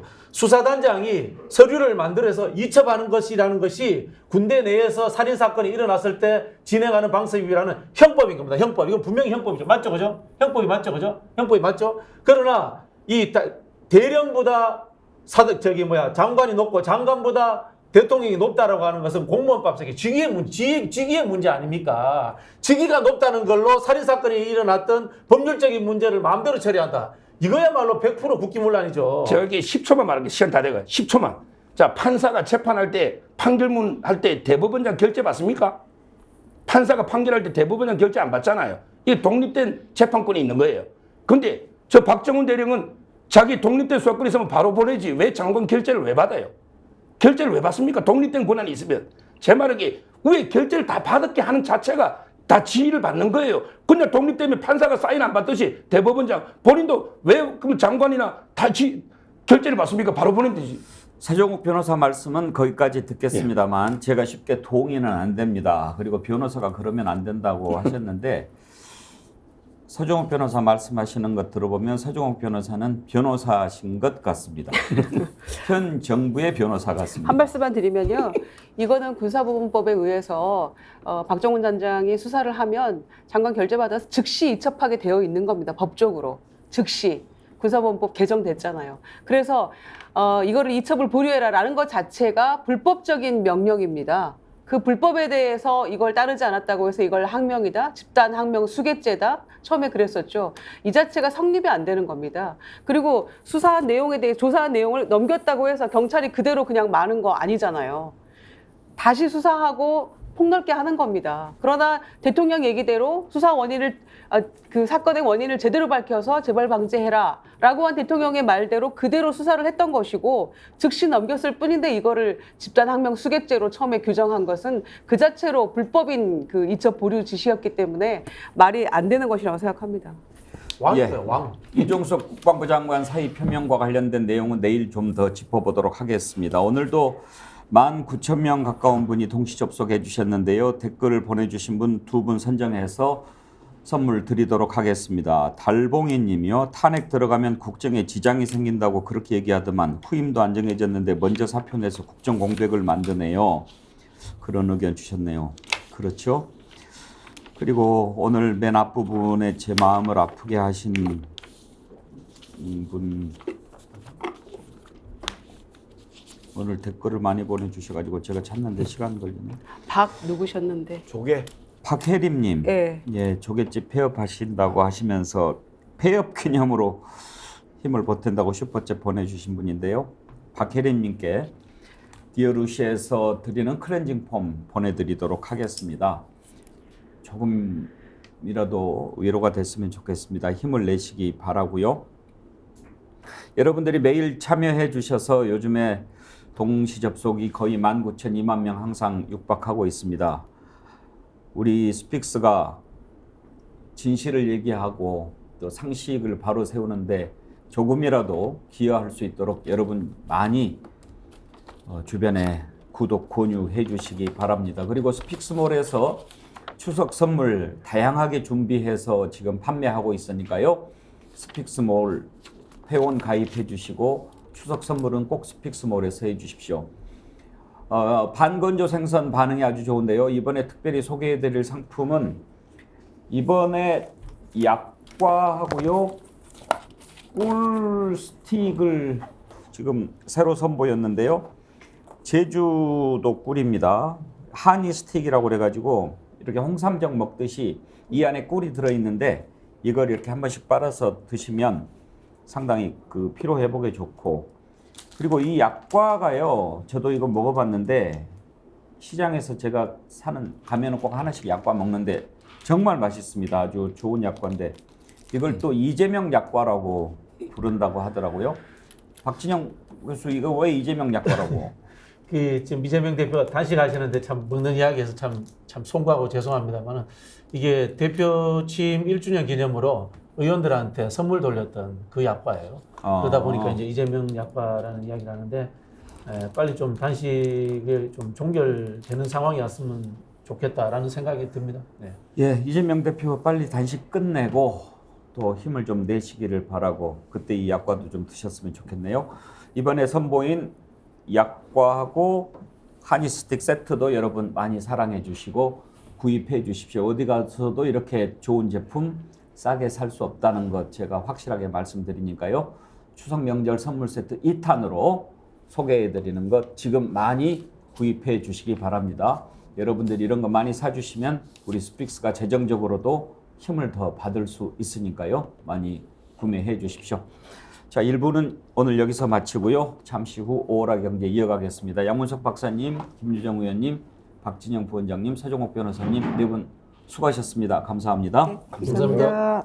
무더운 여름이 지나가고 이제 곧 마음마저 넉넉해지는 풍성한 한가위가 다가오고 있습니다. 스픽스 구독 50만 돌파와 함께 그동안 보내주신 성원에 다시 한번 감사의 말씀을 전하면서 스픽스몰에서 진행되는 추석 이벤트 하나 갖고 왔습니다. 자연산 민어회 완판, 대세대게 완판, 구독 50만 돌파 스픽스몰 추석 이벤트 서둘러서 추석 선물 세트 준비하셔서 큰 감사한 마음을 전달해 주시길 바랄게요. 모두가 인정하는 스픽스몰 믿고 구매하셔도 됩니다. 이번 추석도 언제나 스픽스몰과 함께.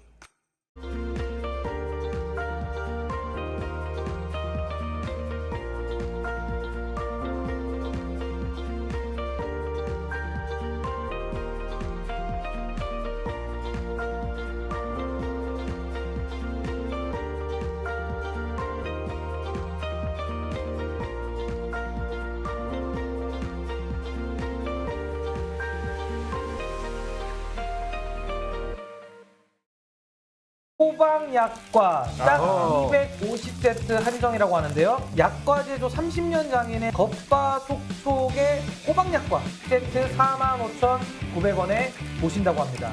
그리고 알로이, 꿀보의 하루 30스틱, 청정 제주에서 직접 채취하고 생산한 제주 야생화 꿀로 19,900원에 구매가 가능하다고 합니다. 약과는 진짜 맛있어요. 요즘 약과가 유행이에요. 유행이에요. 약과 진짜 많이 먹습니다. 꿀보의 하루? 진짜 꿀맛이야. 진짜 꿀맛. 추석에는 스픽스몰에서 많은 구매 부탁드립니다.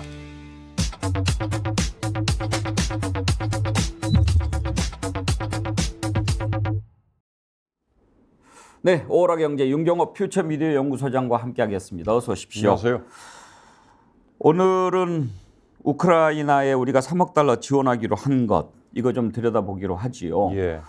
3억 달러면은 우리 돈으로 4천억 정도 되는 거죠. 네. 그 전에도 우크라이나에 이렇게 좀 지원한 게 있지 않나요? 작년에 우리가 인도적 지원을 포함해서 1억 달러 하겠다라고 얘기했고요. 올 2월에 그와 별도로 1억 3천만 달러를 추가 지원하겠다라고 얘기를 했어요. 이제 그 1억 3천만 달러와 이번에 윤 대통령이 G20 정상회의의 어느 세션에서 얘기한 3억 달러 플러스 20억 달러. 이 23억 달러는 별개인지 아니면 그 3억 달러에 1억 3천만 달러가 들어있는지에 대해서 아직 대통령실이나 기획재정부에서 명확한 교통정리를 안 했습니다. 그러나 짐작컨대는 아마 그 1억 3천만 달러가 3억 달러에 포함되지 않을까라는 생각이 듭니다. 23억 달러, 3조 원이 넘는데 그렇습니다. 이걸 지원하겠다는 거는 또 뭐예요, 그러면? 자, 23억 달러 중에요. 이제 이번에 윤 대통령이 지난 10일입니다. G20 정상회의의 세션 3에서 대한민국도 우크라이나 재건 사업 평화 회복이라는 명분을 내세웠는데 거기에 기여를 하겠다. 3억 달러는 내년 중에 주겠다입니다. 그리고 20억 달러는 2025년 이후에 갑니다. 두 개가 약간 성격이 다릅니다. 3억 달러는 무상으로 주겠다. 조건 없이 그냥 건네겠다는 거고요. 20억 달러는 2025년부터 제공되는 20억 달러는 조건이 붙어 있는 유상으로 준다. 그러니까 유상이라는 얘기는 대출을 해준다는 얘기예요. 물론 금리는 아주 저렴하죠. 이거를 위해서 우리 정부에 두 개의 기금이 따로 있습니다.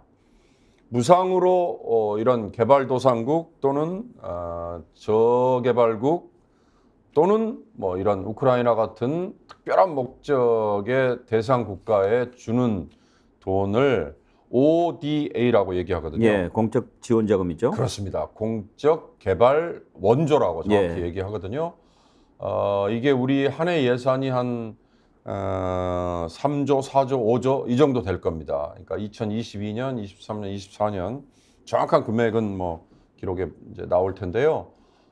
이거는 딱 이걸 떠올리시면 됩니다. 우리 반기문 유엔 사무총장을 유엔 사무총장에 우리가 뽑았을 때 그때 한국의 공적 기여, 국제사회에서의 공적 기여가 GDP 대비한 금액을 따져볼 때 너무 적다. 이걸 좀 끌어올려야 된다라는 이슈가 됐었습니다. GDP 대비해 가지고는요. OECD 국가들, OECD라는 게 잘 사는 나라들 클럽이잖아요. 전 세계 28개 나라, 뭐 30개 나라가 자기들끼리 클럽을 결성한 건데 우리는 YS 정부 때 가입을 했죠. 가입해놓고 흥청망청 쓰다가 우리 외환위기 겪었긴 했지만 OECD라는 그 클럽의 멤버가 되려면 일종의 품위 유지를 좀 해야 됩니다. 그 품위 유지가 바로 이런 공적 원조거든요. GDP 대비해 가지고 OECD 평균 국가는 한 0.3%에서 0.4% 정도 되는데 우리는 그거의 절반밖에 못했어요. 이제 그 금액을 조금 끌어올려야 된다는 건데 지금 우리는 느닷없이 우크라이나에 이 돈의 상당액을 그냥 써버리겠다고 그러는 거니까 그러면 다른 저개발 국가의 원조를 위한 예산은 그럼 추가로 확보할 거냐 이런 문제도 있긴 한데 어찌됐든 우크라이나의 지원 이게 과연 우리한테 득만 될 거냐 아니면 또 다른 후폭풍이나 부작용이 있을 거냐 이것도 한번 짚어봐야 되죠. 그런 걸 잘 짚어봐야죠. 지금 일단 우리가 이렇게 우크라이나 지원하기로 한 것은 전쟁이 끝나고 나서 이제 재건 이루어졌을 때 좀 유리한 부분을 차지하려고 하는 것 아닙니까? 그렇습니다. 뭐를 기대할 수 있나요? 우선 건설 사업에 뛰어들려는 게 첫째고요. 그다음에 전쟁을 치르면서 사회 간접 자본 SOC라고 하잖아요. 인프라스트럭처 관련된 게 얼마나 많이 파기가 됐어요? 도로, 뭐 공항, 다리, 철도 뭐 이런 것들 관련해서 건설 재건 사업이 또 활발하게 펼쳐지겠죠. 그다음에 우크라이나 하면은 떠올리시는 밀 관련 작물, 곡물 이거의 보관, 운송 뭐 이런 것들 관련해서도 또 당연히 있고요. 그래서 윤 대통령이 이번에 이 3억 달러 플러스 20억 달러라는 지원 방안을 딱 내놓으니까 주식시장에서 벌써 우크라이나 관련주라는 게 몇 개 딱 형성이 돼가지고 이들의 주가가 며칠 뛰었어요. 그러니까 시장에서는 이미 우크라이나 관련주 해가지고 엮어서 상당 부분 지금 움직이고 있는데요. 그 중에 이제 이를테면 이 포크레인 같은 이제 그런 걸 생산하는 기업 뭐 이런 것도 포함이 돼 있고요. 그다음에 이제 종합상사들 중에 동유럽 시장을 집중적으로 공략을 했던 데들은 이미 TF를 다 구성을 해놨어요. 이런 데들도 발빠르게 움직이는데 그런 데들도 상장사는 주가가 많이 올랐죠. 그 지금 이제 우크라이나 재건주라고 분류되는 종목들 상승세 얘기를 해주셨는데 그 중에 좀 눈에 띄는 게 삼부토건입니다.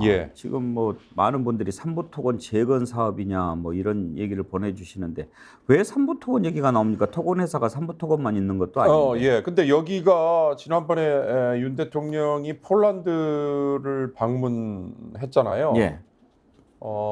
이제 제가 잠시 후 드릴 얘기가 우크라이나 재건 회의 뭐 이런 거하고 다 연결이 되는데. 이 폴란드 방문에 이 삼부토건의 아마 최고 경영자가 따라갔다고 해요. 그리고 삼부토건이 일각에서는 김건희 씨의 처가, 그러니까 김건희 씨의 오빠 뭐 이런 쪽과의 일부 연계 얘기도 슬쩍 나와요. 아 그래요? 그러나 삼부토건 자체가 확인되지 않은 얘기입니다. 삼부토건 자체가 옛날에 그 명성을 가졌던 삼부토건은 아니고요. 그 삼부토건은 이미 주인이 바뀌었고 여기는 다른 쩐주가 그 삼부가 아닙니까? 그렇습니다. 회사 이름은 그대로인데 그러나 토목과 건축 사업은 계속 영위를 해요. 그런데 어찌됐든 윤 대통령이 폴란드를 갔을 때 같이 간 기업의 아주 대표적인 기업으로 여기가 꼽히면서 이번 이 관련주가 뜰 때도 여기가 막 이틀 연속 상한가를 치고요. 근데 제가 항상 드리는 말씀입니다만 이런 그 카더라에 그리고 이미 알려진 뉴스에 오르는 주가는 항상 개미들은 물리기 십상이기 때문에요. 그 얘기 듣고 뒤따라갔다가는 낭패를 보신다 이 얘기 드리고요. 방금 제가 잠깐 말씀드린 우크라이나 재건회의라는 거는 이미 영국이나 유럽 나라들을 중심으로 이 가동이 되고 있습니다. 벌써 이 회의를 한 게요. 전쟁이 작년 초에 벌어졌잖아요. 벌써 우크라이나 러시아 전쟁이 1년 됐잖아요. 근데 작년 7월에 벌써 1차 회의를 했어요. 거기에 유럽 나라들을 포함해서 전 세계의 30개 이상 나라가 거기에 참여를 했어요. 영국이 또 주도적인 역할을 해요. 그런데 그 2차 회의가 올 5월에 열렸습니다. 그 5월에 우리 윤 대통령도 폴란드를 찾아갔고 폴란드에서 여러 방안을 얘기를 했고 그다음에 잠시 후 제가 또 말씀드립니다만은 우리나라를 젤렌스키 대통령의 부인이 왔었죠. 찾아왔었죠.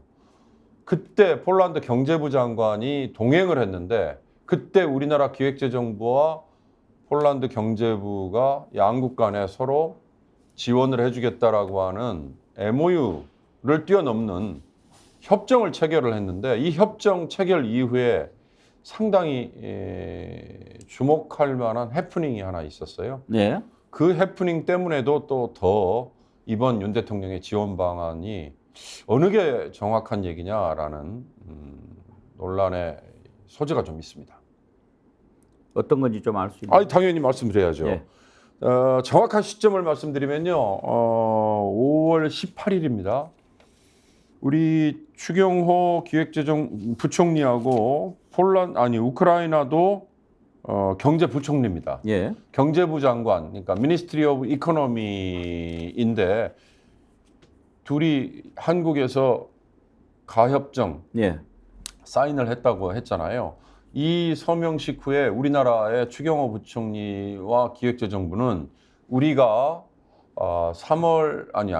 지난 2월에 1억 3천만 불 추가 지원을 밝혔다고 했는데 이 금액을 3억 달러라고 밝혀요. 예. 이때 이미 3억 달러 얘기는 나왔어요. 그런데 우크라이나 경제부의 홈페이지에 한국으로부터 우리가 이 3억 달러를 포함해서 80억 달러를 파격적으로 지원받기로 했다라는 뉴스가 뜹니다. 그러니까 보도자료예요. 우리식으로 하면. 이 우크라이나 경제부에서 공식적으로 내놓은 보도자료예요. 그러니까 이 얘기들이 현지 매체에 다뤄지고 이게 당연히 우리에게도 알려졌을 거 아닙니까? 그래서 그 시민 언론을 자임하는 민들레 같은 곳 이런 진보 언론에서 이 문제를 제기를 했습니다. 이 80억 달러라는 거를 우크라이나에서 파격적으로 한국이 지원을 하기로 했다는데 뭔 얘기냐? 그 80억 달러의 내용이 어떻게 되냐면요. 자, 1차분 3억 달러를 한국이 올해 4개월 이내에 우리에게 주기로 했고 2차분 30억 달러는 2024년 내년에 주기로 했다. 예. 그리고 그 이후에 80억 달러까지 지원액을 늘리기로 했다. 근데 이 지원이라는 게 3억 달러는 아까 무상으로 준다고 했지만 나머지 금액은 이자가 연 0.15%밖에 되지 않아요. 그러니까 거의 이자가 없는 셈이죠. 거기다가 10년간은 갚지 않아도 되는 흔히 말하는 거치라 그러잖아요. 10년간은 거치 그리고 40년 동안 상환을 해도 되는 금액이다. 이러니까 아니 우리가 무슨 재원으로 이 돈을 주냐. 통상 아까 제가 잠깐 말씀드렸습니다만 무상으로 주는 돈은 ODA라고 해서 우리 재정에서 저개발 국가에 그냥 줍니다. 이거는 날리는 돈입니다. 날린다고 표현하면 이상합니다만 그냥 지원을 해주는 거예요. 유상으로 주는 거는요. 빌려주는 돈이거든요. 이거는 EDCF라는 펀드, 기금이 있습니다. 대외경제협력기금이라고 해요. 이 돈은 어디를 통해서 지원되느냐. 수출입은행이라는 곳을 통해서 지원이 됩니다. 이 우크라이나에게 주겠다고 하는 돈도 수출입은행을 통해서 지원이 되죠. 그래서 이 80억 달러가 가나보다 했는데 우리 정부와 우리 외교부와 기획재정부에서 이거에 대해서 명쾌한 해명을 하질 않았어요. 기자들이 물었을 거 아니에요. 우크라이나 경제부에 이런 보도자료가 떴는데 어떻게 된 거냐 그랬더니 우리 외교부와 기획재정부에서 우크라이나 쪽이 이걸 부풀린 거다라고 일단 해명을 했고요. 그리고 석연찮은 건 우크라이나 경제부에서 한 4, 5일이 지난 다음에 이 80억 달러의 지원이라는 80억 달러라는 얘기를 슬쩍 뺐어요. 그리고 2024년에 주기로 했다는 30억 달러라는 것도 슬쩍 뺐어요. 그리고 3억 달러 올해 내에 지원분만 남겨놨어요. 그런데 그 이후에 우리 기획재정부에서 이에 대해서 전혀 해명을 하지 않고 예. 있어서 그래서 아직도 불씨가 좀 남아 있습니다. 그렇군요. 지금 재건주 얘기를 했는데 많은 분들이 이런 글 주셨어요. 마음 하나님 맞습니다. 테마주는 절대 개미들 위험합니다. 신명철님 개미의 소스가 올 때는 이미 끝난 거니까 정어리 가족은 삼부토건 관심 끄세요. 정확한 얘기십니다. 예. 백절불굴님 집안에는 쌀이 떨어져 배고파 허덕이는데 가장은 밖에 나가 허세 부리며 술 처먹는 꼴이 한심합니다. 그런 의견 주셨습니다. 자, 우크라이나 재건 사업, 우크라이나 지원이 상당히 좀 부풀려져 있는 이유가 있는데요.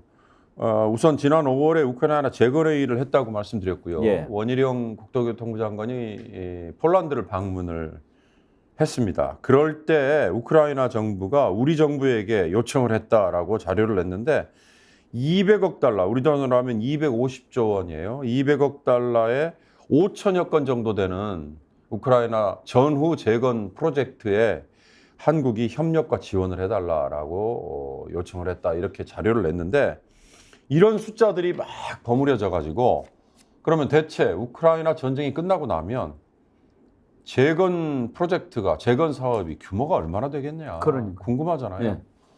자, 월드뱅크 세계은행이 올 4월 정도에 여러 현지 사정을 파악을 하고 그다음에 그동안에 쌓여있던 데이터를 활용을 해서 우크라이나 전쟁이 끝난 다음에 재건 사업의 규모가 한 4,100억 달러 정도 될 것 같다. 4,100억 달러면은 우리 돈으로 하면요.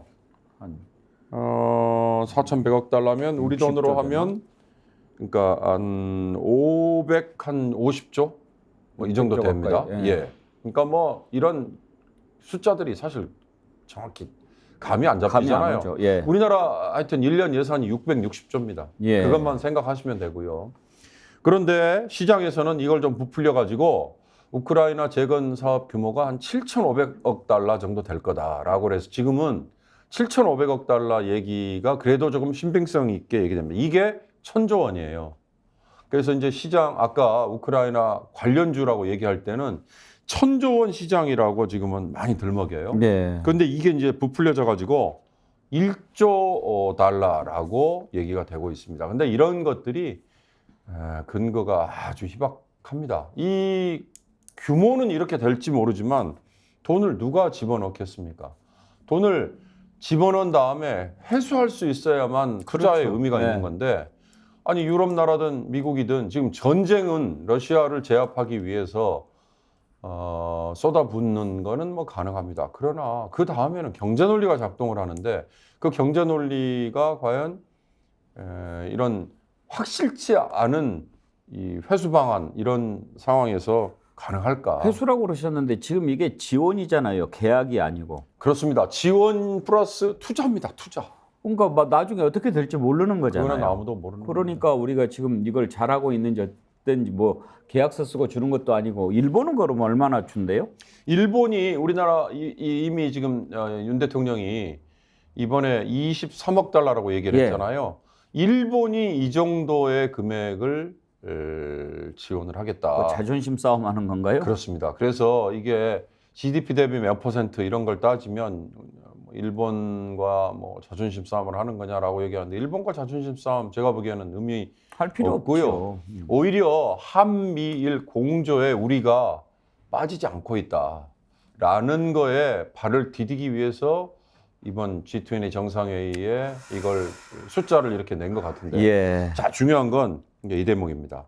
이렇게 우크라이나에 우리가 지원을 파격적으로 하겠다. 다른 서방 나라들처럼 한국도 빠지지 않는다라고 얘기하는 이 이면에는 러시아의 반발이 있죠. 러시아가 그런데 우리하고 교역 규모가 한 해에 2021년 기준으로 하면 270억 달러입니다. 그게 전쟁이 터진 1년 사이에 한 30%가량 줄어들어 버렸거든요. 그래서 지금은 210억 달러. 이 210억 달러의 교역은 수출 플러스 수입입니다. 수입은 우리가 뭐 러시아로부터 가져오는 거 곡물도 있고 뭐 기타 등등이라고 해요. 원유도 있고 뭐 천연가스도 있을 겁니다. 그런데 수출은요. 현대자동차가 우리 러시아에 1년에 아주 대략 잡아서 가장 많이 했을 때 100억 달러 정도까지 수출을 했습니다. 그러면 이 시장을 그러면 우리는 그냥 잃어도 되느냐? 그러면 러시아라는 우리 대한민국의 주요 교역 국가를 이거는 이미 형성이 되어 있는 시장이고요. 우크라이나의 재건 사업을 포함해서 우크라이나와의 교역은 앞으로 생길 수 있을지도 모른다는 시장인데 과연 이 러시아와의 손에 잡혀 있는 이 교역은 그러면 외면을 하고 그러니까요. 앞으로 생길지 모른다는 거에 배팅을 하는 게 맞을까? 지금 제일 그 부분이 이제 걱정되는 겁니다. 지금 우크라이나에 대한 지원 또 여러 가지 무기까지도 얘기가 나오면서 한러 관계가 어디까지 갈 것인가 이런 틈을 타서 또 김정은은 또 러시아 방문해서 푸틴 만나지 않습니까? 그렇습니다. 이런 글을 주신 분도 있어요. JMK님께서요. 그리고요, 재건은 현재 러시아가 점령한 곳이 될 수 있는데 러시아 점령지 재건은 중국만 경쟁하고 있는 상황, 우크라이나 재건은 미국이 주도권을 가질 겁니다. 러시아랑 잘 지내면 러시아 점령지 재건도 한국이 할 수 있잖아요. 이런 의견 주셨어요. 그런데 현재 지금 보세요. 북중러 그다음에 한미일 지난 캠프 데이비드 회담 이후에 이 대결 구도고 지금 잠깐 말씀하셨습니다만 12일 오늘 아니면 내일 김정은이 4년 몇 개월 만에 러시아에 기차 타고 가서 푸틴과 만난다고 그랬잖아요. 예. 그런 상황에서 과연 러시아가 우리에게 자기들의 재건 사업 참여 기회를 열어줄 것인가? 그거 정말 난망이고요. 오히려 우크라이나의 전쟁 폐허 지역에 미국 주도하에 벌어지고 있는 재건 사업에 우리가 숟가락을 올리는 것 정도. 이게 기대될 만한 건데 과연 그거는 확실치 않은 시장이라서 저는 굉장히 신중해야 된다. 거듭 말씀드립니다만 우크라이나 관련주 뒤따라가는 거 절대 신중하게 하셔야 된다. 이 말씀 중언부언 드립니다. 하여튼 외교라고 하는 게 좀 모호성을 유지하면서 최대한 국익을 배가시키는 그런 쪽으로 가야 되는데 어떻게 보면 좀 너무 일도양단식으로 그렇습니다. 눈에 보이는 것만 그냥 취하면 당장에 그게 성과라고 생각하는 그게 지금 윤석열 정부의 외교인 것 같아서 좀 안타깝습니다. 예, 오늘 여기까지 하죠. 감사합니다. 예, 윤경호 소장과 함께 우리 정부의 우크라이나 지원 그리고 재건 사업 전망 함께 짚어봤습니다. 함께해 주신 여러분 감사합니다. 오늘도 많이 참여해 주시고 또 댓글 남겨주셔서 감사드립니다. 내일 오전 10시 50분 생방송 배붕의 정치본색으로 다시 찾아뵙겠습니다. 감사합니다.